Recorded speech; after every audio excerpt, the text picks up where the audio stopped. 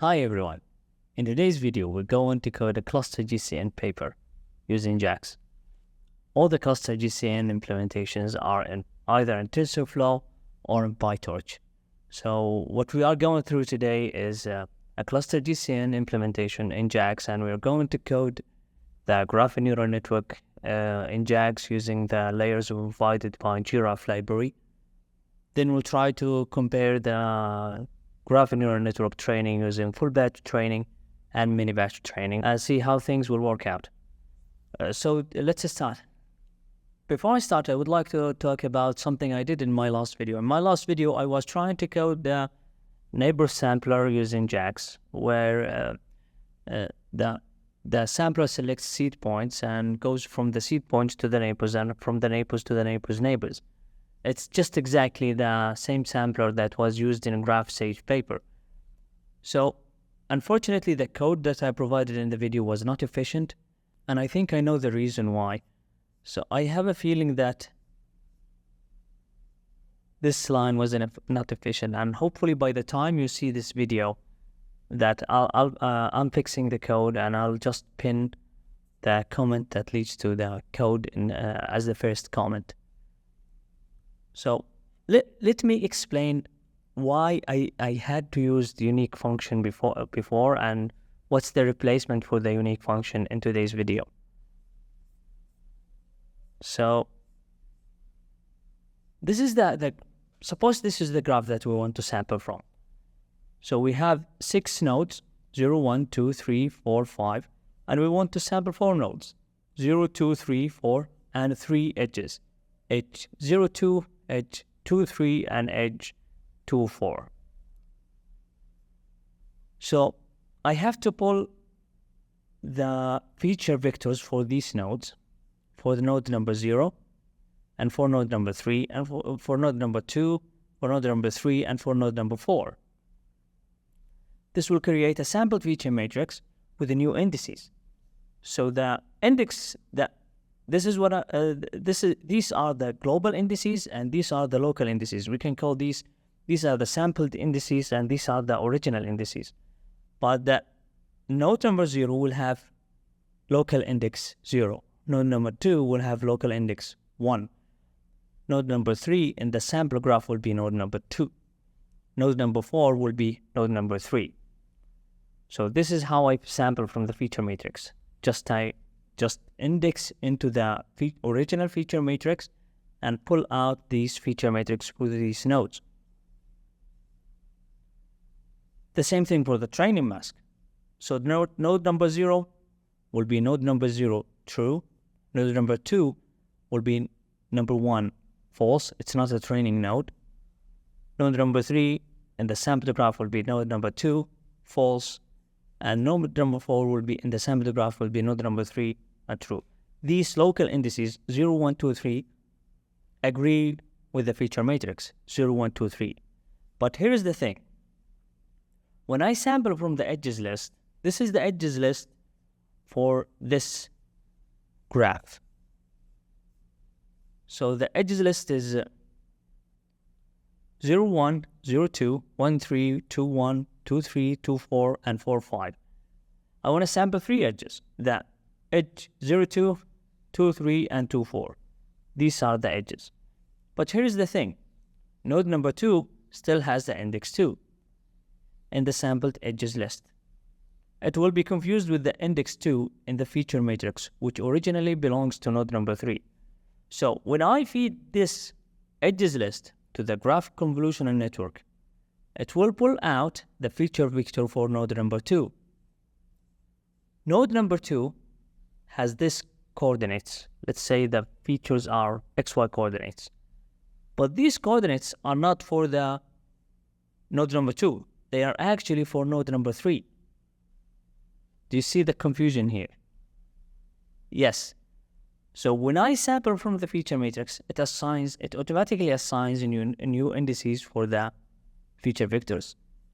For the mask, for the labels, it automatically assigns the new indices. But for the sampled edges list, it kept the original indices, which are the global indices, the indices in the original graph. My previous solution in the neighbor sampler that I discussed in my last video is to use unique function. Unique function takes these nodes, these indices, and scan them one by one, and based on their occurrence, it assigns the new indices for them. So this was what I was doing previously, but it turns out to be inefficient, and I have to change it. And hopefully I can fix the code before I upload this video. So this is the adjacency matrix for this graph. Because we have 6 nodes, we have a 6 by 6 adjacency matrix.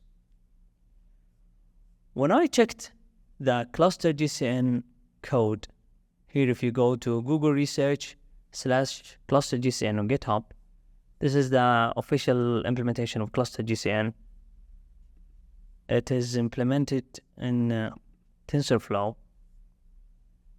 When I was going through the code, so they used this indexing. So for adjacency matrix, they pull out number of nodes, and they pulled all their corresponding columns. And for the same nodes, they pulled the columns and all their corresponding rows. So adjacency is a squared matrix, and they are using squared matrix indexing. So from a squared matrix, they are sampling a smaller squared matrix. And they are doing that also in another file. It's a utils file. Here they are also sampling from the adjacency matrix using the same method. They are using points as the row index, and they're pulling all the columns, and they're using points as the column index, and they're pulling all the rows. So then there was no way that they are storing the full matrix, the squared matrix, because it's inefficient to store the squared matrix. But this is the way how to index into as a squared matrix. When I just track the code, it turns out that adjacency is basically a scipy that's sparse matrix. And when you do that, the squared matrix indexing into scipy squared matrix, this is what will happen. So let A be a scipy sparse matrix. So the sample edges will be A. We are taking the sample indices and all their corresponding columns, and the same sample indices and their all corresponding rows. So this is what will happen, because we want 0, 2, 3, 4. We'll take row number 0, all the columns, and column number 0, all the rows. And we're doing that for node number 2, 3, 4. So the intersection between these rows and columns will produce a smaller squared matrix of 4 by 4, 0, 1, 2, 3, 4, and this is the sampled edges list. Do you notice something? It automatically assigns new indices for the sampled nodes. So now 0, 1, 1, 2, 1, 3. When I feed that to graph convolution network, it will pull out the feature vector for node number 1. Node number 1 has the coordinates of 0.45 and 0.65. It's node number 2. So it assigns the correct indices for the nodes. So I'm pulling the right feature vector for the right node. So I'm not confusing any node with any other node. The bottom line here is that what I'm trying to do using unique function here is easily achieved using scipy sparse matrices. I even run a notebook on that. So this is our adjacency matrix here. This is the adjacency matrix here. It's this adjacency matrix that we are trying to sample. 0, 1, 1, 3 zeros. Here it is, 0, 1, 1, 3 zeros. So it's a 6 by 6. This is a regular NumPy array. I convert it into a scipy sparse matrix, and when I print it out, it produces these edges. So originally we have 1, 2, 3, 4, 5, 6, 7. And sparse matrix is 1, 2, 3, 4, 5, 6, 14. So these, because these are bidirectional edges, it's got double the number. So this is undirected graph. Both nodes act as source and destination. So we're okay. So this is our graph. When I sample for node number 0, 2, 3, 4, I use the exact same sampling that they used in Cluster-GCN implementation. This sampling here. I put the sample indices as rows, and I put the sample indices as columns. When I sample in this way, the sampled edge list is 1, 2, 3, 4, 5, 6. And this is the sampled edges list. 1, 2, 3. So I want 0, 1, 1, 2, 1, 3, 0, 1, 1, 2, 1, 3, and everything else is just the reverse. And it's a 4 by 4 matrix. So here it is.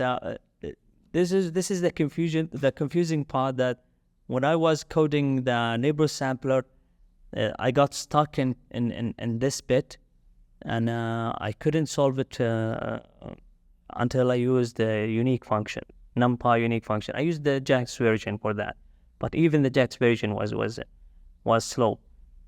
So when I use this unique function, it slows everything down, and the code was inefficient. So I found this implementation in Cluster-GCN implementation, and I really like it. It's very fast. It works well with the Cluster-GCN. And I'll fix the neighbor sampler code and upload the new version into my GitHub. Now, here is one thing to discuss. The sparse matrix, I don't know how this method will scale well. I don't know, but I used it with Cora dataset. I know Cora dataset is very small, but for me it was an achievement. It used to take me 1 minute just to sample from Cora dataset using the unique function. But when I used the sparse matrix sampling, it was instant. But I don't know how it scales for very large graphs with millions of nodes. So now let's go through Cluster-GCN paper. So this is the paper. Basically, what they done, they have clusters. They feed the graph into a clustering method, and if two nodes were assigned to two different clusters, and there is an edge between them, that edge will be eliminated. That edge will be cut. So basically, all the nodes on the same cluster, all edges are between nodes within the same cluster. Then the Cluster-GCN will basically package these small clusters as one mini batch and feed it to the graph convolutional network, or any graph neural network. It could be a graph attention network. So this is the way to create the mini batch. First, finding the cluster, then creating a new adjacency matrix where you cut the edges between nodes assigned to different clusters, and then you group these clusters into mini batches and feed them into the graph neural network. So this is what they have used. They say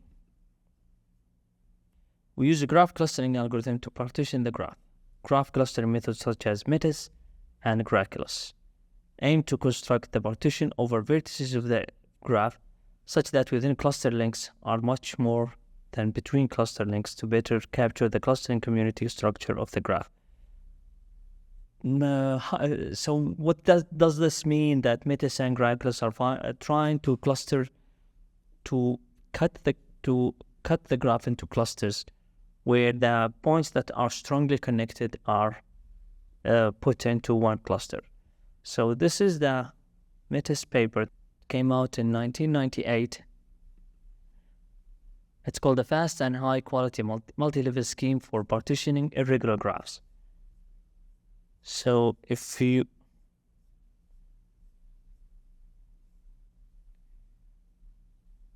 here the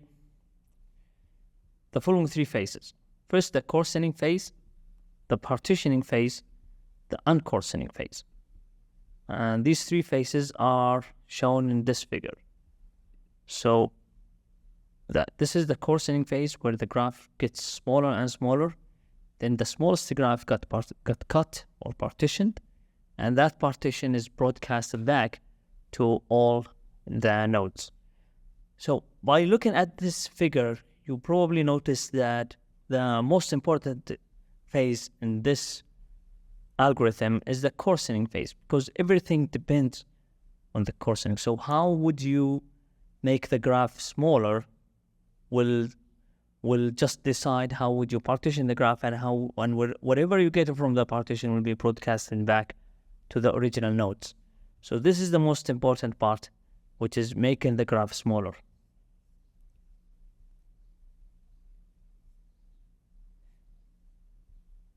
Here they talk about the coarsening phase here.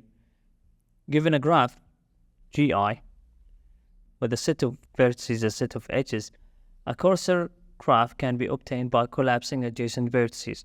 Thus, the edge between two vertices collapsed and a multi-node consisting of two vertices created. This edge collapsing idea can be formally defined in terms of matching. A matching of a graph is a set of edges, no two of which are incident on the same vertex. So basically you select edges from the graph and you just merge the nodes that are connected by this edge. Basically you eliminate these edges and you just merge them into what they called a multi-node. The unmatched vertices are simply copied over to GI plus 1. GI plus 1 is the next graph. So G0, G1, G2, G3. So this is the GI plus 1. If there is a node that was not merged into a multi-node, it will be just transferred to the next graph. But I found the explanation here of the coarsening is not that clear. So let's get to the Graclus paper. So this is the Graclus paper. It's called Weighted Graph Cuts Without Eigenvectors, a multi-level approach. So just a note here about the title, why they were just put it so clear to the reader that we are not using eigenvectors, because eigenvectors needs a full matrix, and they need an eigen decomposition, which is of complexity O(n) cube, and that was very expensive. And that's so this is the contribution of this paper. They want to eliminate eigenvectors altogether, because if you have the eigenvector cut, just like in spectral clustering, you either have to store the whole matrix and perform eigen decomposition, or you just go down and find a sparse solver, and it's just a mess. So that's why they put it so clear in the title that guys, we're not using eigenvectors. So here's our approach. So this is the Graclus paper. First, they talk about. Let's read here. So they talk about kernel k-means. Kernel k-means. So what is k-means? K-means is basically. Let me try to find a picture for this. So if I go to images here, yeah, this is good enough.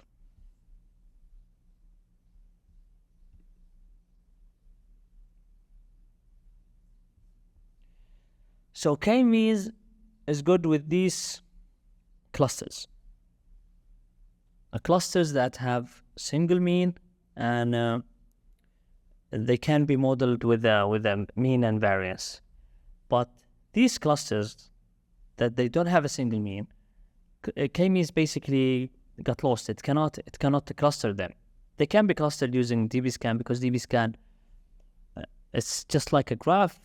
So you connect and disconnect. Spectral clustering, of course, yes. But k-means cannot cluster these. So this leads researcher to do kernel k-means. And what kernel k-means is doing, so instead of in k-means, you initialize the clusters randomly, and you compute the distances between the nodes, between the points and the clusters, and you update the centroids by pulling them towards the center of gravity, by pulling them to the where density, where the dense points are.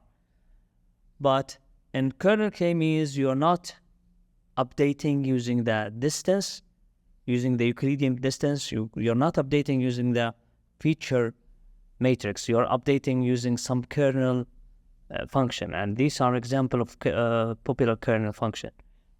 I'm not familiar with these two, polynomial kernel, but I suppose C is a constant, and sigmoid, I'm not sigmoid kernel.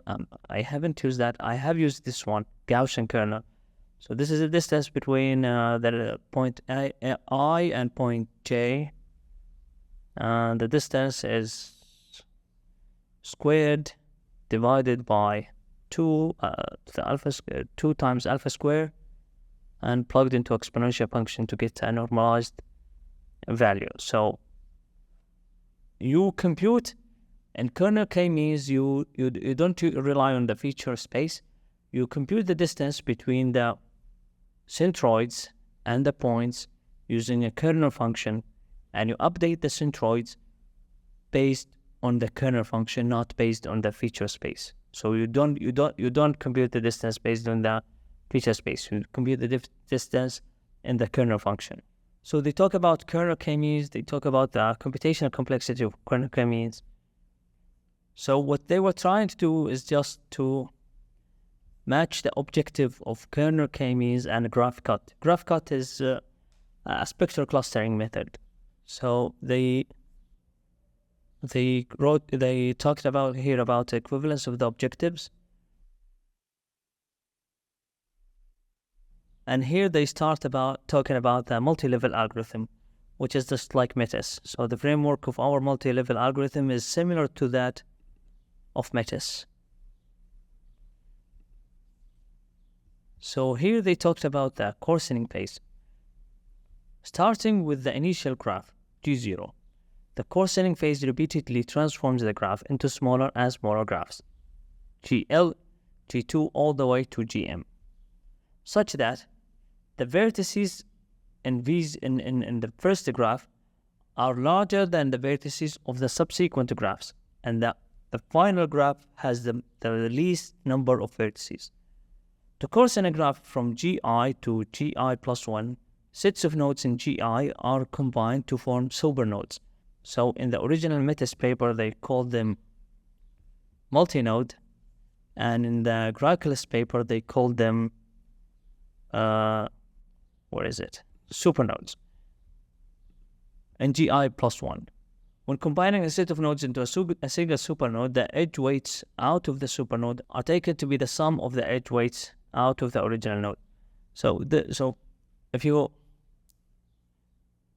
merge, let's see our example here.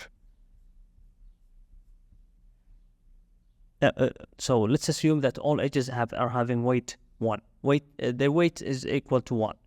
So if we merge 0 and 1 into one supernode, that supernode will be connected to 2 within a single edge, but it has a weight of 2, because we are merging this edge with this edge.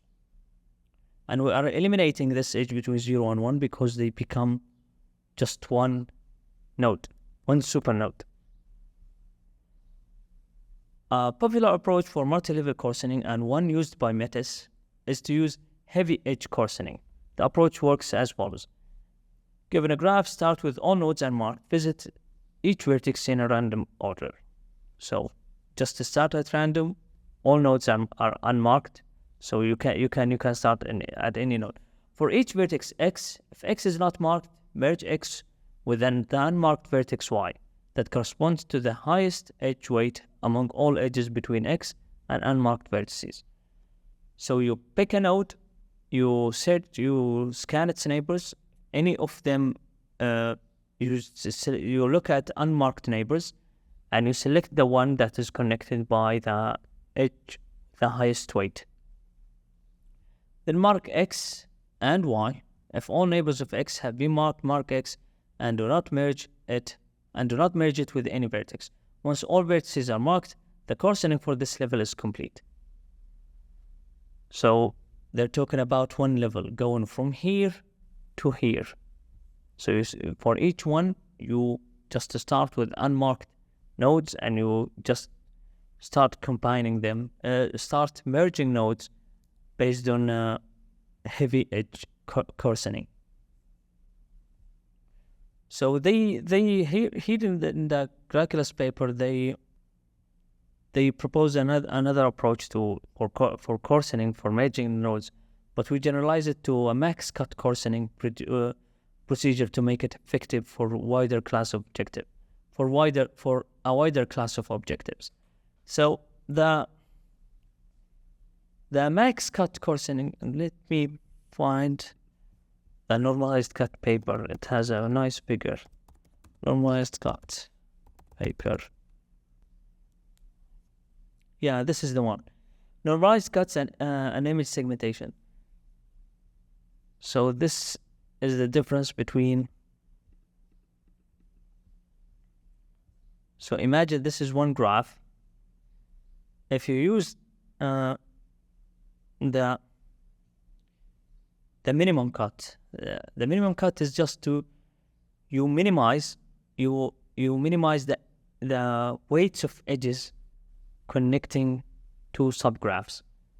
But this is a normalized cut. So a cut between A and B is divided by association between A and V. This is normalized by V, which is all the nodes in the subgraph. And the cut between A and B is normalized by the association between P and V. So you don't look only at the edges that you are minimizing. You normalize that by the number of nodes. So this is the paper that is behind spectral clustering. But for this you need eigenvectors. So in Graclus paper they used something similar. So the weight of the edge connecting x and y is normalized by all the weights going out from the node x, and the edge plus the weight between x and of the edge between x and y is normalized by all the weights in the going out from the node y. So this was how Graclus paper is different. This was one way that Graclus paper is different than Metis paper, but because we're not using it to partition the graph. We're just using it as a starting point to sample for the graphneuralnetwork network. We are going to feed the graph into graphneuralnetwork network. So there is no need to go into these complexities. And Metis serves our purpose. And in the Cluster-GCN implementation, I couldn't find that they have implemented the Graclus paper, but they only implemented Metis. So here they are asking Metis for the partition, to partition the graph. So here's the start of the code. I would like to acknowledge the help of these tutorials from JAX team and pytorch-geometric tutorials. First, I had to install Metis. The instructions they provided in the Cluster-GCN repository, these instructions, they didn't work for a Google Colab, So I had to turn on to a Stack Overflow this answer and just get so this answer here. So what this is doing is just importing requests and tar file using this URL leading to a Metis. It will pull out this file and it will just unzip the file. It will install the Metis into this directory and it will run the installation. At the end, I'll just import MetisPy as Metis. So here I installed the pytorch-geometric and jraph. Here are the needed libraries to run the code. I'm setting the random seeds. And I'm creating edges and features for a toy graph just to test the sampler. Here I'm creating the adjacency using a sparse matrix from SciPy. So the values of the edges, the weights on the edges will be just ones, and the rows of the adjacency matrix will be edges, the first column of edges, and the columns will be second column of edges. Here I'm creating 150 by 2 for 50 nodes, and I'm creating the random features for 50 nodes.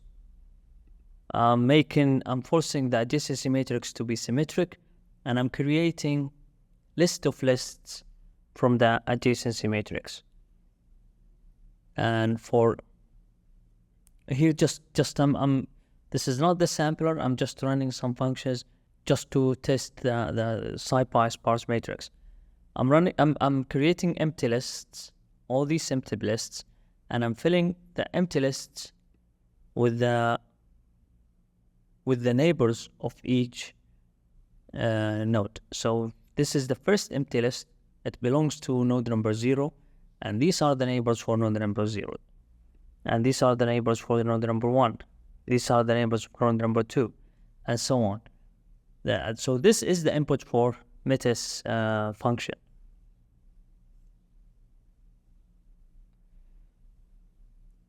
Now I just feed these lists into Metis.partograph, and I'm asking Metis for 5 clusters.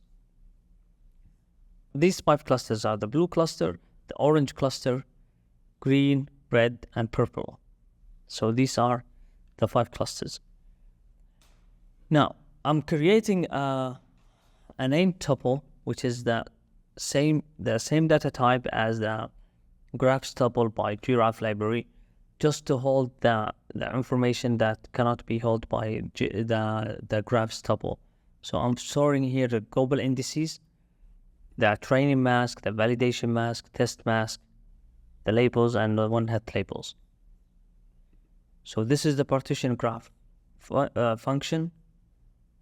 The graphs list is empty, the graphs info list is empty, and I'm taking the number of nodes to be the first time the number of rows into in the feature array. And for the edges, I'm creating the value, the weights on the edges to be 1, and the edges will be the rows of the sparse matrix will be the first column in the edges, and the columns of the sparse matrix will be the second column of edges. Now I'm forcing the adjacency matrix to be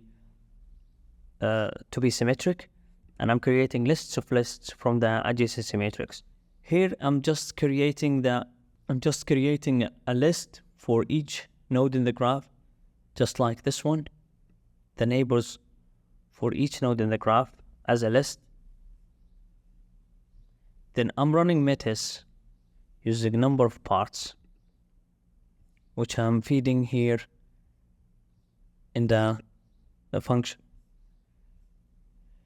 Now I'm initializing 3 lists for the new adjacency matrix, where the new adjacency matrix where the nodes from different clusters will not be connected. If there is an edge between them, it will be cut. So that I'm trying to do the same thing as in Cluster-GCN. So here I'm trying to copy this part here. So what this part is doing is basically for the number of parts for each cluster, it will create a list, and it will fill that list. And for each node in all nodes, it will take its cluster and store it into a variable called the group index, and it will append the node into that cluster. And for all the neighbors in that node's list, if they have the same cluster index, they will be appended into this adjacency matrix.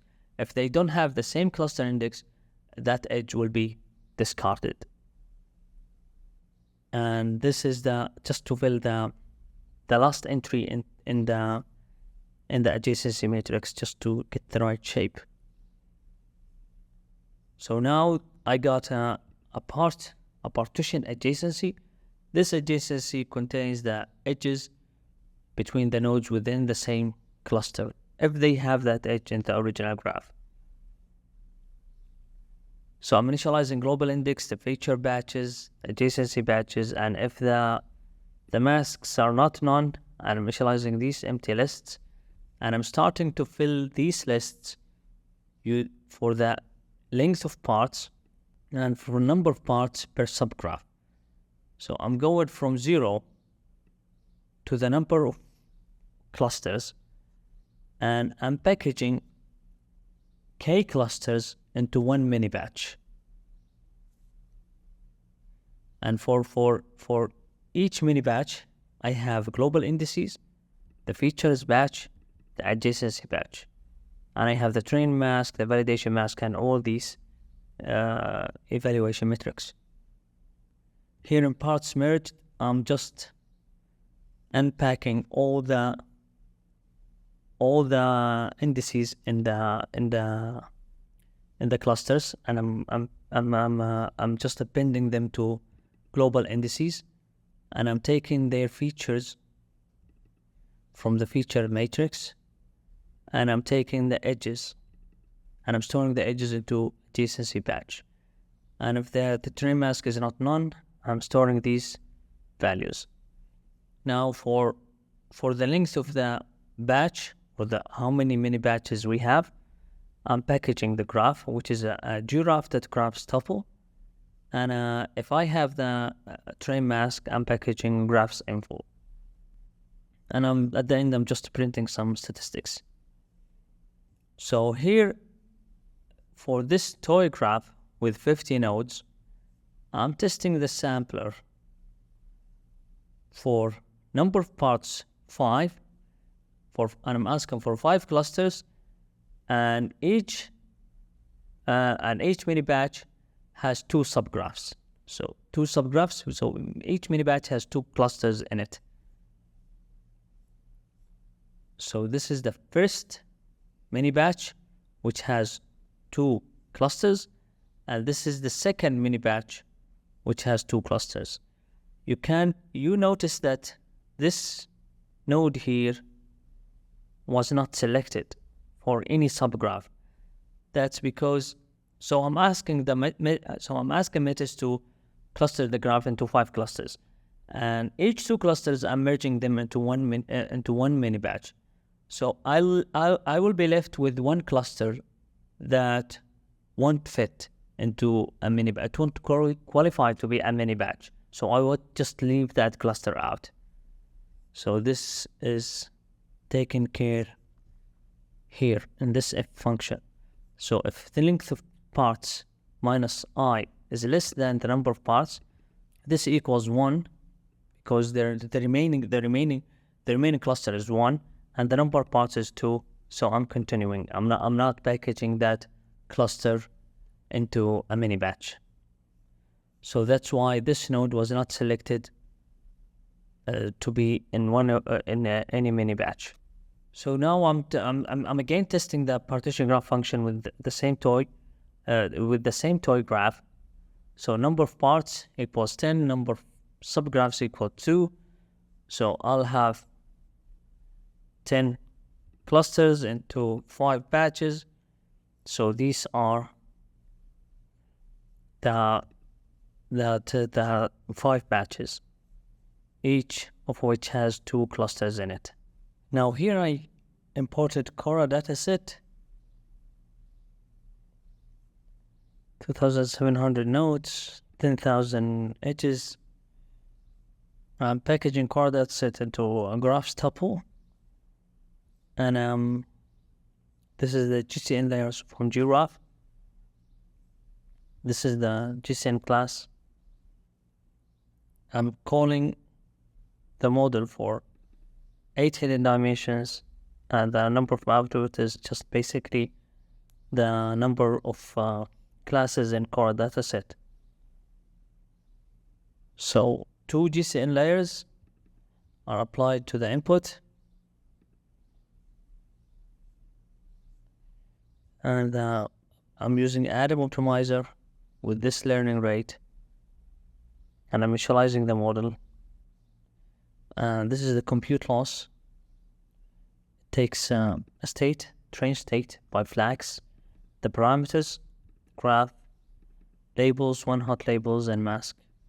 It gets the predictions of the graph, the true predictions, and computed the loss using softmax cross entropy. And here I'm just excluding the nodes that are not part of the mask. So if I'm passing the training mask, I'm excluding the test nodes and validation nodes not to be part of the loss computation.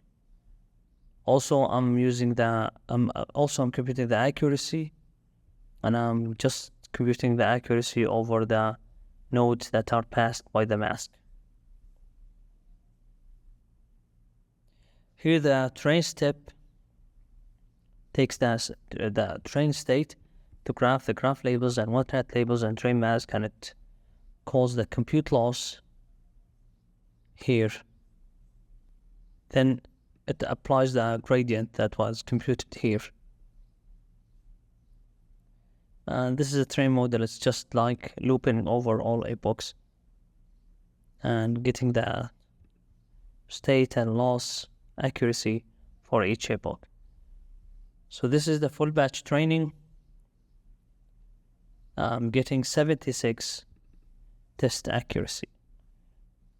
To get the mini batches, I'm calling the partition graph, and I'm passing for the edges. I'm passing the senders as the first column of edges, and I'm passing the receivers to be the second column of edges. And instead of just so partition graph is expecting 2 by is expecting number of edges by 2. So that's why I'm using transpose here. So the features are the nodes, the graphs.nodes, and I'm asking for 32 clusters, and each 8 will be merged into one mini batch. So the number of nodes is 2,700, 10,000 edges. The number of edges in the adjacency matrix are 8,500, so we basically eliminated almost 2,000 edges. The number of batches is 32, and the number of batches is 4. Now we're looping over all mini batches. This is the feature matrix for the first mini batch, second mini batch, third and fourth, and these how many edges in them. So now, just to make sure that everything works as expected, and I'm using a function called test graph partition. So this function takes a graph and a graph info list, the batch ID, and the test node local ID. So it pulls out the test node global ID, it goes into the graph info list, which is a list.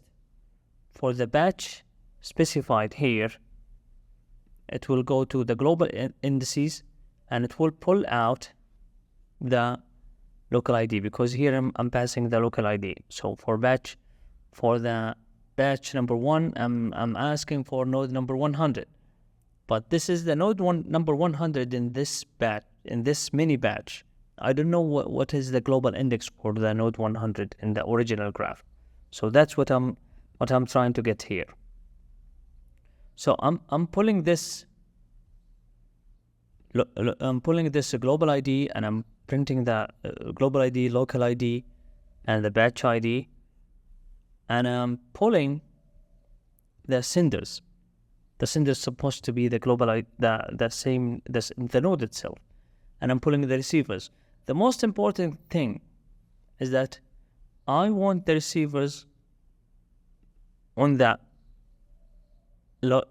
mini batch to be the same receivers on the original graph. So this is the thing. For batch ID 0, I want the local IDs, and I want the node number 0. That node has a global ID 8. So its index in the original graph is 8. In the original graph, it is node number 8, and it's connected to node number 269, 281, and 1996.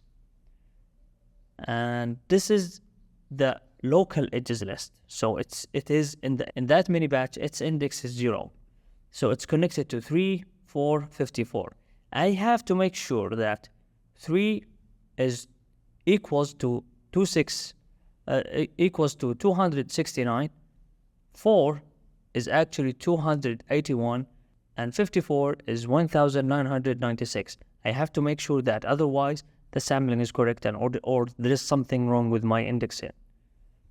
So the receiver in global edges index is 269, it equals this one, 281 it equals this one, and 1996 equals this one. Here I'm printing the sender in the global graph, the senders in the receivers in the global graph, where the sender equals the global ID that I just selected. Now I'm pulling out the senders and receivers from the mini batch. I want the local indices, and I'm printing these. I'm printing the ones that were their source node equals the node that I'm currently inspecting. Now I have to make sure that the receivers are actually the same receiver. The receivers in the local mini batch are the same receivers in the global graph. These are there's no wrong assignments, or there's nothing wrong with the indices. I'm pulling their global index, then I'm looping for the global graph, and I'm printing their IDs. I'm also expecting the test node global features that are matched with the test node local features. So I'm pulling the first 10 features, but these are bag of words for almost 1,500 words. So you can expect some zeros. It has the same label on the global graph, it has the same label on the local graph, and it has the same train flag. So now another node from the batch number 1, local ID 300, and the global ID is 1547. So it is connected to a node, to the node 2169, and that node has a local ID is a 321. I have to make sure that 321 is actually on the global graph equals to 2169, which is. And here I'm inspecting the features. Let me just show this.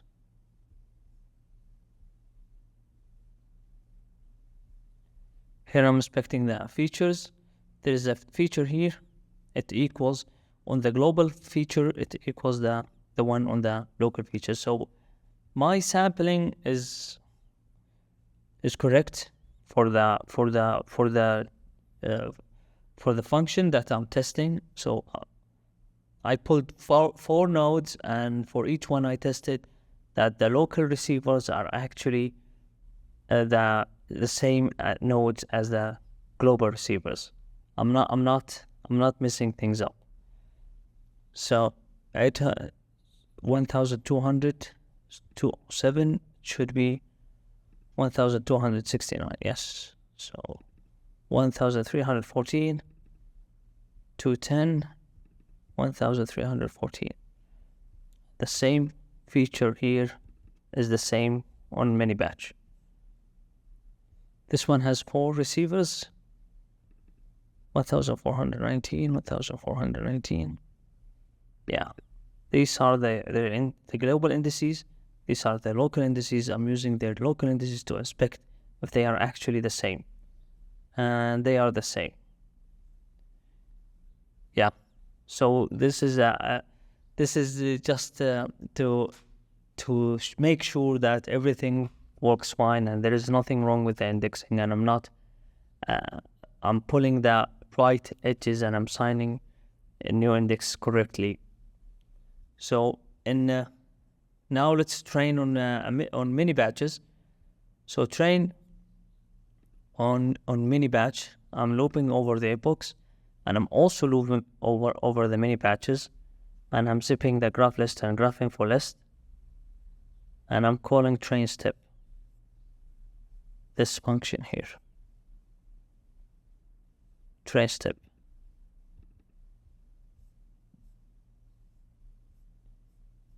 I'm passing to a train step. I'm passing the state graph, the graph info.y, because I'm passing, because this is a list of tuples, and a graph info.on hat label and the train mask.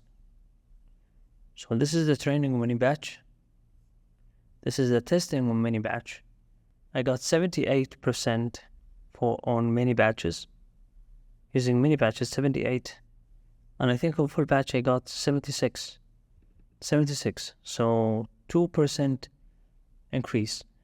This can be explained by only one thing, by reduction of edges. So in full batch we have 10,500 edges, and in mini batches we have 8,500 edges. So the edges that we eliminated actually improved the performance of the graph neural network. This is what I think which improved the performance, because this is the only thing that we changed. We only removed 2,000 edges, and this is a plot for the full batch and mini batch. So small increase here compared to full batch. So that's it, guys, for today's video. If you find this video helpful, please like and subscribe. By the way, you can find a link to the notebook I'm working on in the description below. Thanks for watching. Bye.